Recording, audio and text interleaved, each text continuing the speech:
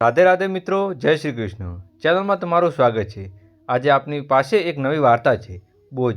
December મહિનો હતો અને તીવ્ર શિયાળો પડતો હતો. રામપ્રસાદજી હવે એક વય પર પહોંચી ગયા હતા. ત્યાં પ્રત્યેક દિવસ પોતે એક સંઘર્ષ જેવા લાગતો હતો. ગયા 6 મહિનાથી તેઓ પોતાના નાના પુત્રના ઘરે દિલ્હી રહેતા હતા. રામપ્રસાદજીની કિડનીના દર્દી હતા. આજે સવારે જ્યારે તેઓ ઉઠ્યા ત્યારે ભયથી થઈ ગયા હતા, કારણ કે ઊંઘમાં જ તેમને પથારી ભીંજાઈ ગયું હતું. ત્યારે અચાનક દરવાજા પર ખટખડાટનો અવાજ સંભળાયો અને ડ્રેસ નાની વહુ અંદર આવી. જેમ જેમ તેની નજર ભીંજાયેલી પથારી પર ગઈ તેમ તેમ તે ફૂટડી કટાઈ ગઈ અને ગુસ્સાથી બોલી, શા માટે રાત્રે એટલું પાણી પીવું કે તે આવી સ્થિતિ સર્જાય? કોઈ બાળક પથારી ભીંજવે તો સમજાય, પણ આ ઉંમરમાં છી છી. નાકમાં ચીડાઈને વહુ બહાર નીકળી ગઈ. વહુના શબ્દો રામપ્રસાદજીના હૃદયમાં તીવ્ર બાણ તરીકે સર્જાયા ઉતર્યા. તેમ છતાં તેઓ કંઈ બોલી ના શક્યા. તેમની નજર નીચે ઝૂકી ગઈ હતી. કડકડતી ઠંડી હોવા છતાં તેઓ ગડબડાટથી શરમમાં કારણે પરસેવાથી ભીંજાઈ ગયા અને તરત જ પોતાની ચાદર ધોવા લાગી ગયા હતા. તેઓ પોતે જ આ સમસ્યાનો ખૂબ જ પરેશાન હતા, પરંતુ એ પણ તેમને કોઈ કાબૂ ન હતું. જ્યારથી તેઓ કિડની બીમારી લાગી હતી ત્યારથી જ આ સમસ્યા ઊભી થઈ ગઈ હતી. બહાર રસોડામાં અંજલિ ગુસ્સેથી ભૂકી રહી હતી. વાસણો પડછાયા અને બોલી, હવે દરરોજના આ નાટક હું કેટલા દિવસથી સહન કરું?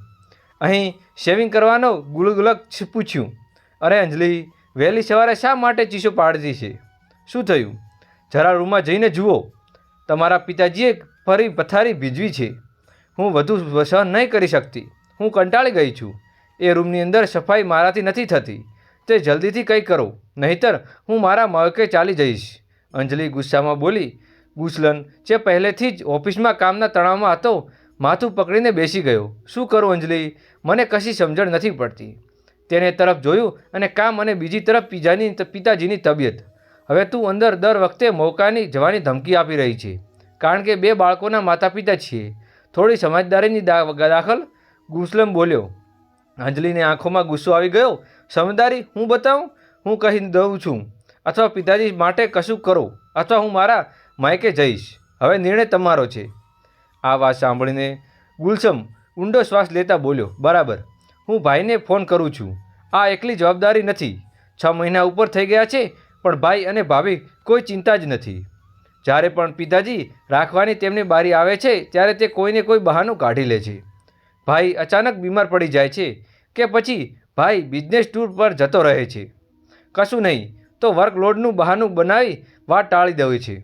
હું એકલો કેવી રીતે બધું સંભાળી શકું છું? આ કહેતા ગુલશને ફોન લગાવ્યો. બીજી બાજુ કોઈ ફોન ઉઠાવ્યો ન હતો. રામપ્રસાદજીના 2 પુત્રો હતા, રમેશ અને ગુલશન. બંને ભાઈઓના 12 વર્ષીય અંતર હતું.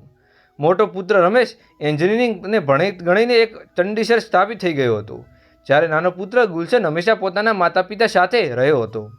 પરંતુ રામપ્રસાદજીની પત્નીનું અવસાન થયા બાદ નાની વહુ અંજલિ તેમની તમામ જવાબદારીઓ લેવા માટેનો ઇનકાર કરી દીધો હતો. અંજલિ કહેતી હતી, જ્યારે 2 પુત્રો છે તો પોતાના પિતાની જવાબદારી પણ બંને સરખી ઉઠાવવી જોઈએ. ગુલશનને પણ આ વાત યોગ્ય લાગી હતી. લાંબી ચર્ચા અને વાદ વિવાદ પછી નક્કી કર્યું કે બંને ભાઈઓ વારી એ પોતાના પિતાજીને 6 મહિના સાથે રાખશે. ત્યારથી રામપ્રસાદજી વર્ષમાં 6 મહિના મોટા પુત્રના ઘરે અને બાકીના 6 મહિના નાના પુત્રના ઘરે રહેતા હતા. પણ આ વખતે રામપ્રસાદજી ઈચ્છતા ન હતા કે તેઓ ખબર હતી કે અહીં અંજલિ કરતી વર્તનો સાંભળવા પડે છે. ત્યાં સ્થિતિ તેના ખબર હતી. મોટે હોવું સાથે મોટા પુત્ર પણ તેમના પર ગુસ્સો થવાનો શરમ માનતો ન હતો. ગુસલન ફરી એ રમેશનો નંબર ડાયલ કરીને કહ્યો, પણ ફોન સતત કાપી દેખાયો રહ્યો હતો. ત્યારે અચાનક અંજલિ કડક અવાજમાં સાંભળ્યો, અરે શું થયું? ફોન લગાવ્યો કે નહીં? ગુલશન થાકેલી અવાજમાં કહ્યું, અરે લગાવ્યો છે, 1 વાર નહીં 4 વાર, પણ ભાઈ ફોન ઉઠાવતો નથી. ત્યારને અંજલિ ચીડાઈ ગઈ અને બોલવા લાગી, હા, હવે તેઓ શા માટે ફોન ઉઠાવશે? જ્યારે અમારી રાખવાની વારો આવ્યો હતો ત્યારે 15 દિવસ પહેલાં જ ફોન કરીને પિતાજીને લઈ જવાની જીદ કરવા લાગે છે, અને તને પણ કહેવું માની પિતાજી તુરંત લઈ આવો છો, પણ જ્યારે તમારો વારો આવે છે ત્યારે તેઓ ફોન બંધ થઈ જાય છે. હવે તમે જ ચંડીસર ઓછા જ લાવો. ગુલશને પરેશાની ભરી અવાજમાં કહ્યું, બરાબર, હું ફરી એકવાર પ્રયાસ કરું છું, પણ જવાનું તેઓ માટે કોઈને કોઈ બહાનું જરૂર તૈયાર હશે. બોજ.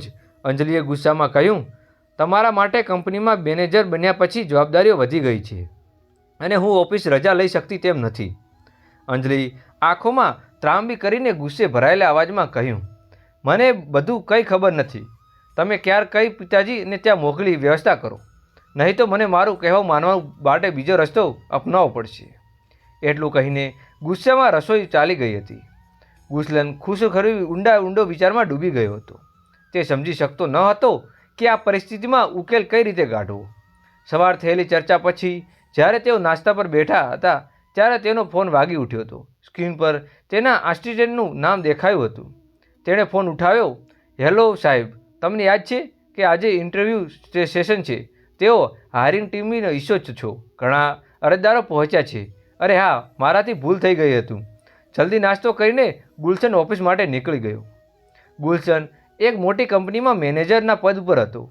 થોડા સમયમાં તેઓ તેની ગાડી લઈને ઓફિસમાં પહોંચી ગયો. ત્યાં તેણે જોયું કે હોલ અને કોરિડોરમાં અરજદારોની ભીડ હતી. સૌએ પોતાના હાથમાં ફાઇલ્સ અને સીવી લઈને પોતાનો નંબર રાહ જોઈ રહ્યા હતા. ગુલશન કોઈ પણ જોયા વગર સીધો જ પોતાના કેબિન તરફ આગળ વધ્યો. ત્યારે અચાનક એક અવાજ તેને રોકી લીધો. અરે યાર ગુલશન, કેટલા વર્ષો પછી મળી રહ્યા છીએ. મને ઓળખ્યું કે ભૂલી ગયો? ગુલશન અચાનક તે ચોંકી ગયો. સામે ઊભેલો માણસ હસતા હસતા તેને ગળે લગાવી ગયો. હું અવિનાશ છું યાર, તારો બાળપણનો મિત્ર. ગુલશન થોડી પળ માટે અટકી ગયો હતો. તેના ચહેરા પર હલકી સ્મિત આવી, પણ તરત જ તે ગાયબ થઈ ગઈ. અવિનાશ એટલું અપ્રમાણસર વર્તન તેનો અચંબો લાગ્યો. એટલા બધા લોકો હાજરીમાં પોતાની પદવી અને પ્રતિષ્ઠાનો ખ્યાલ બાળપણની મિત્રતા પર ભારે પડી રહ્યો હતો. અવિનાશ કદાચ ગુલશનના બદલાયેલા ભાવોને સમજી ગયો. તેણે તેના સૌરોનો ઔપચારિક લાવવા પૂછ્યું, તમે અહીં જ કામ કરો છો? આ સાંભળીને ગુલશન અંદર એક અરજી અને સંતોષ ભાવ જાગ્યો. તેણે ગર્વથી ગળું ઊંચું કરીને કહ્યું, હા, હમણાં હું જલ્દીમાં છું, હમણાં જાઉં છું. એટલું કહીને તે આગળ વધી ગયો. આજના દિવસ તેના માટે ખાસ હતો. એક મોટી કંપનીના મેનેજર તરીકે તે પહેલી વખત તે ઇન્ટરવ્યૂ પ્રક્રિયામાં સામેલ થઈ રહ્યો હતો. જ્યારે તે પોતાની ખુરશી પર બેઠો ત્યારે તેને પોતાના પર ગર્વ અનુભવી રહ્યો હતો. પણ આ ગર્વ તુરંત અંધકારમાં બદલાઈ ગયો હતો. ત્યારે તેની સામે ઇન્ટરવ્યૂ પાસે તેને જૂનો શાળાનો મિત્ર અવિનાશ ઊભો રહ્યો. જેમ જેમ અવિનાશ ઓરડામાં પ્રવેશ્યો તેમ ગુલશનના દિમાગમાં શાળાઓના દિવસો યાદો તાજી થઈ ગઈ હતી. બંને મિત્રોને વધુ સ્પર્ધક હતા. તેઓ પડોશી પણ હતા. બંને મહેનતી અને બુદ્ધિશાળી હતા. પણ હંમેશા અવિનાશ જીતતો હતો અને મશગુલ યાદ આવ્યું કે હંમેશા અવિનાશને હરાવવાનો પ્રયાસ કરતો હતો, પણ અંતે વિજય હંમેશા અવિનાશનો જ થતો હતો. તેના મનમાં અવિનાશ માટે હંમેશા થોડી અસંતોષતા રહેતી હતી. શાળાના શિક્ષકો અને પ્રિન્સિપાલ હંમેશા અવિનાશના પ્રશંસા કરતા હતા. સહપાઠીઓ પણ તેના પ્રતિભાને વખાણતા હતા. એક દિવસ અવિનાશ એક ખૂબ મોટો માણસ બનશે, તે પોતાની પ્રતિભાને બળે ઊંચો શિક્ષકોને પૂછે છે. આ શબ્દો હંમેશા ગુલશનના કાનોમાં ગુંજી રહ્યા હતા. પણ આજે એ જ અવિનાશ જે ક્યારે આગળ હતો ત્યારે તેની પાસે નોકરી માટે ઊભો હતો. ઉચ્ચ શિખર, હા, આજે હું ક્યાં પહોંચી ગયો છું અને અવિનાશ હજુ એ સારી નોકરી માટે સંઘર્ષ કરી રહ્યો છે. મશગુલ વિચારી રહ્યો હતો ત્યારે ગર્વની તેનું સીનું ફૂલાઈ ગયું હતું. તે ભૂતકાળની યાદોમાં દૂર થયેલી વર્તમાન આવ્યો. અવિનાશની સામે જોઈને તેના ચહેરા પર ચંગ સ્મિત આવી ગયું હતું. તે અવિનાશને નિડર અને આત્મવિશ્વાસથી ભરેલો હતો. ઇન્ટરવ્યૂ પ્રક્રિયા શરૂ થઈ. પેનલ અભ્યાસ એક પછી એક પ્રશ્નો પૂછતા હતા. અવિનાશે દરેક પ્રશ્નનો ઉત્તમ રીતે જવાબ આપ્યો હતો. પેનલના બધા પ્રશ્નો સભ્યો પ્રતિભાને પ્રભાવિત થઈ ગયા હતા. સર્વસંમતિ અવિનાશની પસંદગી કરવામાં આવી. જ્યારે ગુલશન પાસે તેનો નિર્ણય માટે પૂછવામાં આવ્યું ત્યારે તેના માત્ર ઔપચારિક વ્યસ્તતા હા મસ્તકમાં હલાવ્યું. 2 દિવસ પછી અવિનાશે નોકરીમાં જોડાઈ અને પોતાની શ્રેષ્ઠ કાર્ય કરવા માંડ્યો હતો. આ જે વાતનો 1 સપ્તાહ થઈ ગયો હતો. જ્યારે ગુલશન ઓફિસે પહોંચ્યો ત્યારે તેના માથા પર ચિંતા સ્પષ્ટ રીતે દેખાઈ રહી હતી. તે ખૂબ જ મુશ્કેલીમાં હતો. તેની પત્ની અંજલિ આજે ફરી સવારમાં ઘરમાં ગજબનો હોબાળો મચાવ્યો હતો. બહાર અવિનાશ એક નબળી અને વાંકી થયેલી વૃદ્ધ મહિલા તરફ ઇશારો કરતાં કહ્યું, આ મારી મા છે. તેને જોઈને ગુલશન આશ્ચર્યચકિત થઈ ગયો. તે અવિનાશની માતાને ઓળખી પણ શક્યો ન હોય. અવિનાશ તેમની ઉંમર વધુ ન હતી, પરંતુ શારીરિક વધુ ખૂબ નબળી અને વૃદ્ધ લાગી રહી હતી. ગુલશને આશ્ચર્ય થયું અને તેણે પૂછ્યું, અવિનાશ, તારી માં આટલી નબળી અને બીમાર કેવી રીતે લાગી રહી છે? અવિનાશે ઊંડો શ્વાસ લેતા બોલ્યા, 3 વર્ષ પહેલાં મારા માતા પિતા એક ભયંકર માર્ગ દુર્ઘટના શિકાર બન્યા હતા. એ અકસ્માતમાં પિતાજીએ જિંદગી ગઈ હતી. આ બોલતા બોલતા અવિનાશ ગળું ભીનું થઈ ગયું હતું. તેની વાત ચાલુ રાખી. માને એ અકસ્માતમાં ગંભીર ઈજા થઈ હતી. હોસ્પિટલમાં મહિનાઓ સુધી સારવાર ચાલી, પરંતુ ધીમે ધીમે સંપૂર્ણ સાજા થઈ શક્યા નહીં. ધીમે ધીમે તેમની તબિયત વધારે બગડતી ગઈ હતી. પિતાજીના ગયા પછી તેને આટલો મોટો આઘાત લાગ્યો કે તેઓ અંદર તૂટી ગઈ હતી. ઉપરની તેઓ યાદશક્તિ પણ નબળી થવા લાગી હતી. ડૉક્ટરે જણાવ્યું કે તેમને ઈજાગ્રસ્ત થઈ ગયા છે. હવે તેઓ વસ્તુઓ ભૂલવા લાગ્યા છે. ક્યારે તો મને પણ તે ઓળખી શકતા નથી. પછી અવિનાશ બોલ્યો, તમને ખબર છે સર, जिस दिन मेरे माता पिता का एक्सीडेंट हुआ था उस दिन 2 दिन पहले ही मुझे विदेश में नौकरी का अपॉइंटमेंट लेटर मिला था. આ બધું ખુશ થવા હતા, પણ પિતાજીના ગયા પછી વિદેશ જવાનું રદ કરી દીધું હતું, કેમ કે મારી માને મારી જરૂર હતી. મને લાગ્યું કે હું અહીં રહીને મારી સારી નોકરી મેળવી શકીશ, પણ પછી કોરોનાના સમય આવ્યા પછી મારી સારી નોકરી માત્ર સપનું બની રહી ગયું હતું. ગુલશન આશ્ચર્યમાં પડી ગયો. શું તું સોનાના અવસર છોડી દીધો? તને અફસોસ થતો નથી? અવિનાશ હસીને બોલ્યો, અફસોસ? બિલકુલ નહીં સર. મારી માતાનો આશીર્વાદ મારા માથા પર છે. એ જ મારી માટે સૌથી સંપત્તિ છે. નોકરી ફરીથી મળી જશે, પણ જો એ સમય મારી માને એકલી છોડી દીધા હોત તો કદાચ એ પસ્તાવો જિંદગીભર રહેત. આ સાંભળીને ગુલશને પૂછ્યું, પણ આ સ્થિતિમાં તારી માને સંભાળવી એ બહુ મુશ્કેલ હશે ને? 2 ભાઈ મળીને સંભાળી રહેતા હશો. અવિનાશે માથું હલાવીને કહ્યું, નહીં સર, મારો ભાઈ તો વિદેશમાં રહે છે. ગુલશનને થોડું શાંત થવાનું લાગ્યું. અરે, તો પાછામાં ઓછા 6 મહિના તારા ભાઈ પાસે રાખતો હશે. કદાચ તે પોતાના મનને શાંત કરવાનો પ્રયાસ કરી રહ્યો હતો, પણ અવિનાશ તરત જ બોલી ગયો, અરે નહીં, આવું કરવા માટે હું ક્યારેય વિચારી પણ શકતો નહીં. આ તો મારી પોતાના ઘર રહે છે. એવું જન્મથી જ અહીં રહ્યા છીએ, તો બીજે ક્યાં ગમે? હું અહીં ઈચ્છો કે ઉંમરે પોતાના પિંડુલને જેવા બની જાય. ક્યારેય નહીં તો ક્યારેય થાય. હું એ વિચારવાનો પણ મનમાં લાવવા માગતો નહીં દઉં. એ પિતાજી ગયા પછી તેમનું ઘર અહીં રહ્યું નથી, અથવા તેઓ અમારા માટે ભાર બની ગયા છે. અને સર, હું તો આ બાબત ઘણા નસીબદાર છું કે મારી પત્ની મારો પણ વધારે મારી માતાની ધ્યાન રાખે છે અને તેમને સમજે છે. અવિનાશની આ બધી વાતો સાંભળીને ગુલશન બોલ્યો, અવિનાશ, જીવનમાં ઘણીવાર વાસ્તવિક નિર્ણય લેવો પડે છે. ખાલી ભાવનાત્મક થઈને બધા નિર્ણય ઘણા વખત ખોટા સાબિત થાય છે, અને પછી પરિવારની જવાબદારીઓ માટે ઉઠાવતા માણસ થાકી જાય છે. પછી મનમાં એવો વિચાર જરૂર આવે કે માત્ર તે પોતાના માતા પિતા સેવા કરીએ, બીજા ભાઈઓ કેમ નહીં કરતા હોય. આ સાંભળીને અવિનાશ થોડો હસ્યો અને બોલ્યો, નહીં સર, હું માનું છું કે કોઈ કામ અઘરું ત્યારે જ લાગે છે જ્યારે તેને ભાર તરીકે જોવામાં આવે. જ્યારે માતા પિતા કદી પોતાના બાળકોને ભાર નથી સમજતા, તો પછી આપણે આપણા માતા પિતાને કેમ ભાર સમજીએ? અને જો તમે જુઓ તો આપણા કર્મો જ સંસ્કાર બનીને પાછા આપણને જ બાળકોને માવતર રૂપે આપણા અક્ષરમાં સમજાય છે. જો માણસ આટલી નાની વાત સમજી લે તો તેનું વૃદ્ધાવસ્થા જીવન સુખી થઈ જાય છે. આ સાંભળીને ગુલશન લાગ્યું કે અવિનાશ તેની તડાકા સાથે એક મોટો થપ્પડ માર્યો છે. તે નિશબ્દ બની ગયો. એક પળમાં તેનો અહંકાર અચાનક મશગુલ થઈ ગયો હતો. એ જ સમયે ટ્રેન આવી ગઈ. અવિનાશે પહેલાં રામપ્રસાદને ટ્રેનમાં બેસાડ્યા, મદદ કરી અને પછી તેના માતા પિતાનો સહારો આપી બેઠાડ્યા. ટ્રેન ધીમે ધીમે ચાલવા લાગી. રામપ્રસાદજી વિડોમાંથી જોઈને ધીમે કહ્યું, બેટા, પોતાનું ધ્યાન રાખજે, બહુ અને બાળકોનું પણ. રામપ્રસાદજીની વાતો અધરી રહી ગઈ અને ટ્રેન આગળ નીકળી ગઈ હતી. ફરજની યાદ પગલે તેમને બાબતો પ્રેમાળ લાગતી હતી. ગોલુ બેટા, મોટા થઈને તેને ખૂબ જ મોટો માણસ બનાવું છું. મહેનત કર, જેથી તું તારા સપનાઓ પૂરા કરી શકે. જ્યારે ભણવાનું મન ન થતું ત્યારે પિતાજી એ શબ્દો મને હિંમત આપતા હતા. જ્યારે મારી હિંમત તૂટી ગઈ ત્યારે મારા પિતાજી મજબૂત હાથમાં મારા ખભા પર હતો. મને જણાવવા માટે તેઓ પોતાના મારી સાથે જ આજ ક્યારેય તેના હાથ વૃદ્ધ ચૂક્યા છે, નબળા પડી ગયા છે. તેમને સહારા લેવા માટે ખાસ ખભાની જરૂર છે, પણ મેં જ તેઓને સાથ છોડી દીધો છે.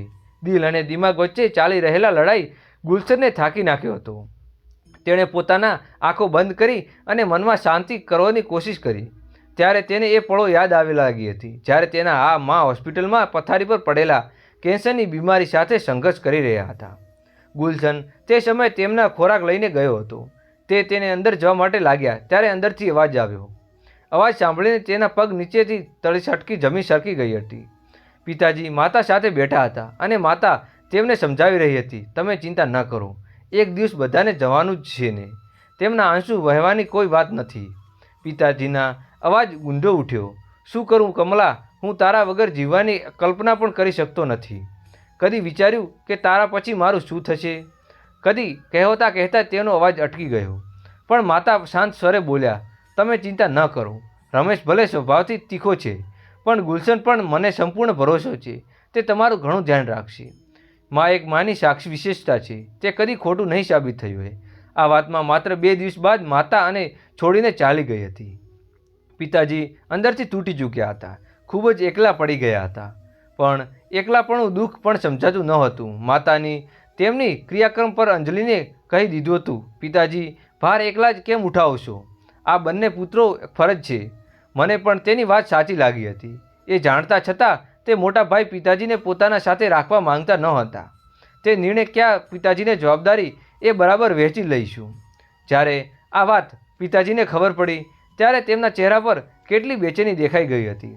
તેમના ચહેરો લચીલો ઊંડો થઈ ગયો હતો. તેમનું વય જાણે તેમને 10 વર્ષ આગળ વધી ગયું હોય. મન તે વિચારીને ગુલશનની આંખોમાંથી ધારા વહેવા લાગી. માં, તું શું કહ્યું હતું કે તને મારા પર સંપૂર્ણ રીતે ભરોસો છે, પણ આજે તારો ગુલશન શું કરી બેઠો છે? આ બધું પોતાની માતાને આત્મા કેટલો જ તડપતી હશે, તે પણ વિચાર્યું નહીં. તેને મને માફ કરી દેજો. આ વિચારીને આવતા સાથે તે પોતાની આંસુમાં સાફ કર્યા અને ફોન ઉઠાવ્યો અને ચંડીસર જવાની ફ્લાઇટ ટિકિટ બુક કરી દીધી. 5 કલાક પછી તેઓ ટ્રેન ચંડીસર પહોંચવા આવી હતી ત્યારે તે અવિનાશ પોતાની માતા અને પિતાજી રામપ્રસાદ સાથે નીકળ્યો. ત્યારે તેને જોયું કે સામે ગુલશન ઊભો હતો. ત્યાં જ ગુલશનને અવિનાશ પોતાના ગળે લગાવી દીધો અને ગળા ભરાયેલા અવાજમાં કહ્યું, મને મારી ફરજ યાદ અપાવવા બદલ ખૂબ ખૂબ આભાર.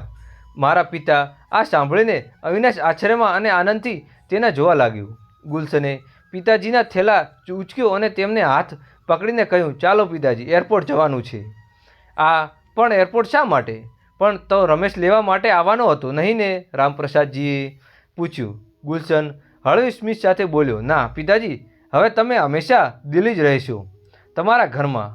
આ બધું સાંભળીને પિતાજી આશ્ચર્યથી તેના પુત્રને જોતા રહ્યા. અહીં આપેલું અનુવાદિત સંકરણ છે.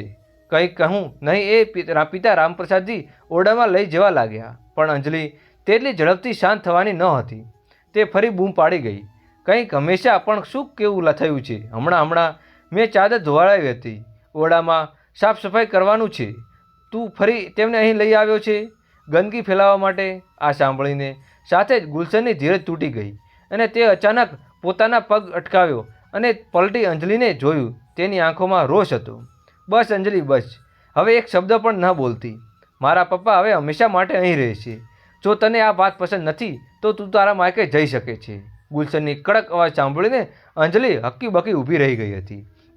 તેણે ગુસ્સામાં કહ્યું, શું તું મને ઘર છોડી જવાની વાત કરી રહ્યો છે? ગુલશને થોડું નરમ થઈને પણ સખત સ્વરે અવાજમાં આપ્યું, હા, કારણ કે મારા પપ્પા વિના મારું જીવન અધૂરું છે. તું વિચારું કેવી રીતે કે મારા પિતાજી છોડી દઉં? તેમના કપડાં ન જાણે કેટલી વાર મેલા કર્યા હતા. જેમ વર્ષો તપસ્યા મારા પરિણામ આજે હું આદર્શપૂર્વક જીવી રહ્યો છું. કેવી રીતે હું મારી મા પર વિશ્વાસ તોડી શકું? જેમની આંખો તેમની છેલ્લી સમય પણ તેમને એટલી આશાથી જોઈ રહી હતી. જો તને મારા પપ્પાથી હાજરી એટલી અસહ્ય લાગે છે તો તું હમણાં જ અહીં મારું આ ઘર છોડીને જઈ શકે છે. મારા પપ્પા દેખરેખ ભાડે હું એક એડવાન્સ રાખી લઉં છું, જે મારી ગેરહાજરીમાં મારું કામ કરશે નહીં, પણ તેમનું ધ્યાન પણ રાખશે. પણ હવે મારા પપ્પા ક્યાંય નહીં જાય. પપ્પા, તમે બેસી જાઓ, હું તમારા માટે ચા બનાવી દઉં છું, થાકી ગયા હશો. એવું કહીને ગુલશન રસોડામાં તરફ ચાલ્યો ગયો. પુત્રના પ્રેમ જોઈને રામપ્રસાદજી કંપતા હાથ ધૂળથી તેમના પુત્રને આશીર્વાદ આપતા માટે ઊંચો કર્યો. જગ જગ જીવો મારા બાળક, ભગવાન તને દરેક ખુશી આપે.